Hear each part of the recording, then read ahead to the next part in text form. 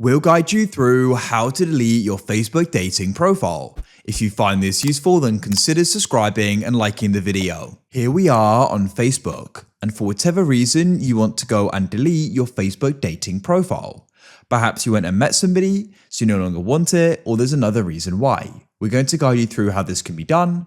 Make sure this is full guide and don't skip ahead. To get started, head to dating. So you can press it in the navigation bar, or from home, press the three lines in the top left, scroll down, you may need to press see more on this shortcuts list and press dating. Here we are.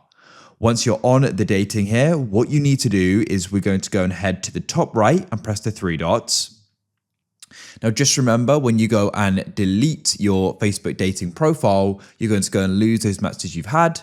As well as that, you may not be able to go and create another Facebook dating profile for 7 days. So do just consider that.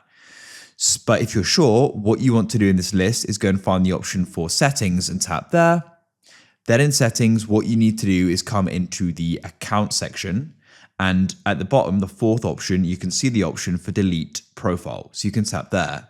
It says, are you sure you want to delete your dating profile? You're not be able to create a new dating profile for 7 days. It's going to say all of it's going to go and be deleted. So if you're sure, you can press delete profile. You could press take a break.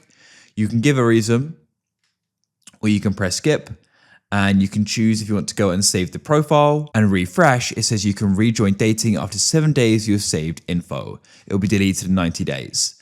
But of course, you can just go and have it deleted there as well.